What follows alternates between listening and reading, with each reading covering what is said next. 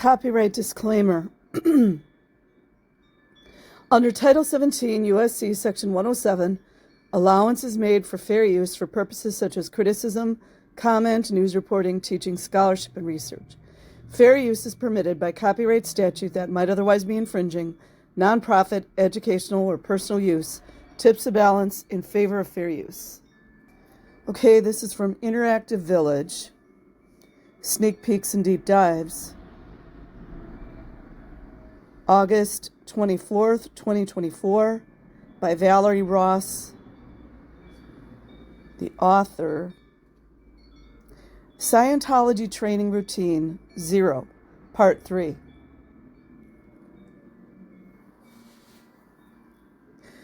This article is written in response to the poll that closed August 22nd, 2024.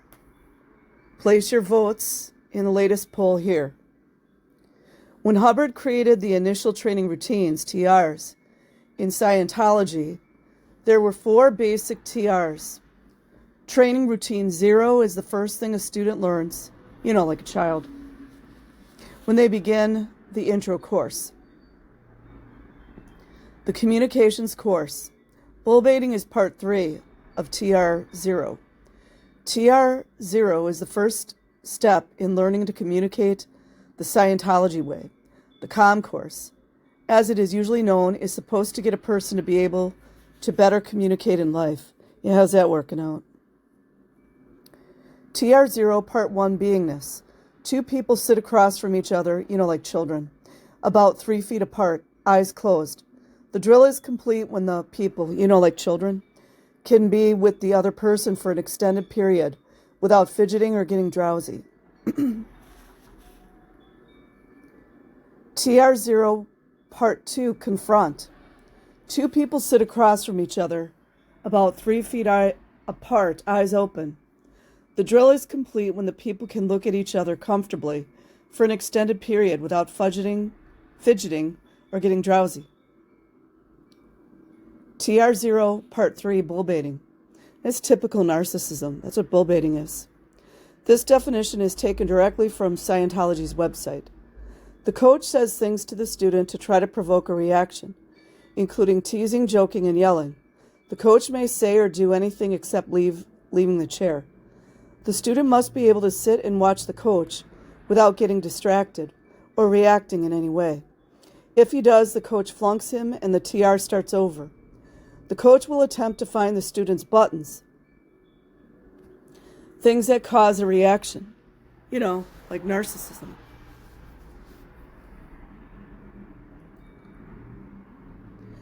The stated purpose of this TR is to train the student, like a child, to be there in a communication situation without getting distracted. If you are reading this and scratching your head, wondering how any of what is described above has to do with actual communication, take a gold star and go to the head of the class. You're right, it doesn't. Even the word bullbaiting is a red flag. Bullbaiting originated in Shakespearean times as a blood sport. A bull would have pepper blown up its nose to enrage it. Isn't that great, you guys? Then it would be put in a ring. I never could watch bullfighting, never could. Either in a hole in the ground or tied to a stake. A specially bred English bulldog would come into the ring and bite at it. People paid for the privilege of having their dog attack the bull. And great people, aren't they? A 1744 at that appeared in a Workingham, Berkshire, England paper read as follows. Bullbaiting on Wednesday next being St. Thomas's Day.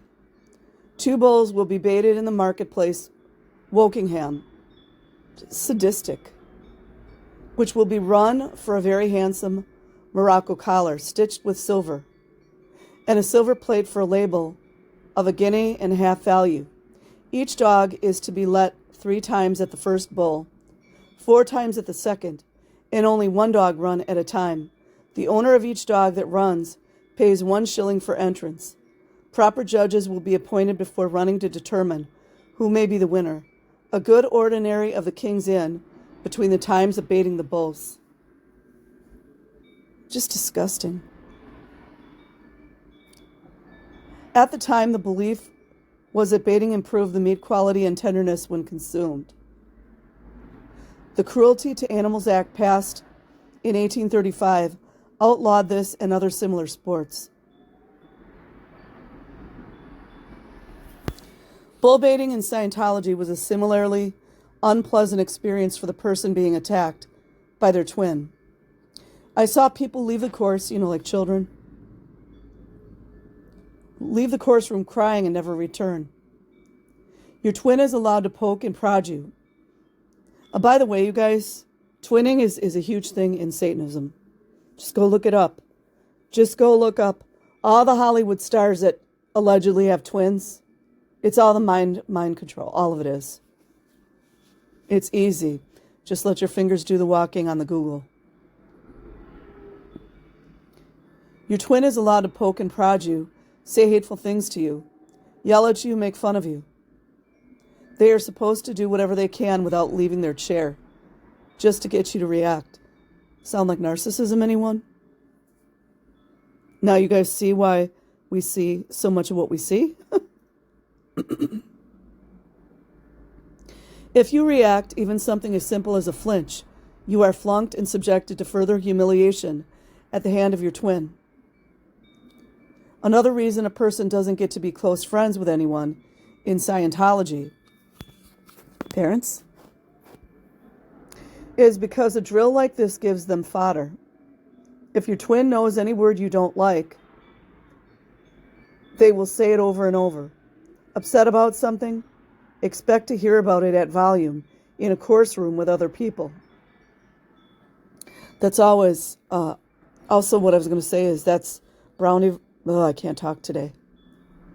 Boundary violations. You notice people in Scientology have no privacy? Are we seeing a trend here?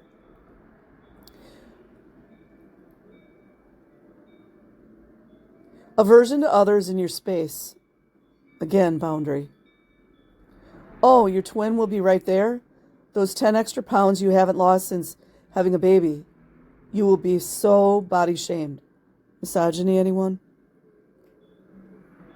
This is where the 1,000-yard stare you hear about Scientologists having comes from. And the reason a Scientologist may seem emotionless to you, they don't just seem emotionless. Scientology's very first training teaches them that emotion is bad. It's Brave New World. And they are trained over and over at every level to ensure that you show no emotion. It's also narcissism or psychopathy. After a while, it becomes easier to just not feel than to care. Well, they got that down, don't they? It is similarly hard after leaving to shake that training. It isn't easy to break free of the rote communication skills, methods of dealing with others that are not really dealing with someone at all, that Hubbard said were the way to communicate with anyone on any subject. Remember, Natalie Webster talked about that, how it was so hard to feel emotions. It was really sad listening to her. I did discover that my bullbaiting training came in useful once in my post-Scientology life. A man decided I had cut in front of him in line at an in-store pharmacy. I was holding my young son, who was running a 105 Fahrenheit fever, and my name had been called to come to the counter to pick up the prescription my doctor had called in. Out of nowhere, a large man jumped up and got directly in my face, spittle flying, telling me he was there first. Can you imagine this, you guys? Grown man.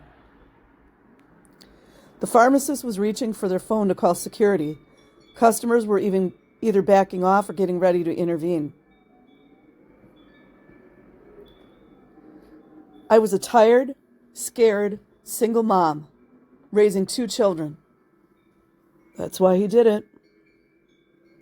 And couldn't do anything about the man in my face while holding my very sick child in my arms. I had no support system.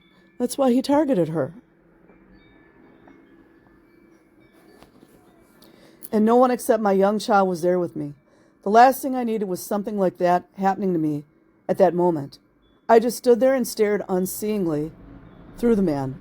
After a minute, he said, "Aw, fuck you." What a little baby he was. He can pick on a smaller, weaker woman with a sick child and her other son with her. It's a bully. And it's a pussy, too. I looked back at the pharmacist, paid for the prescription, and left.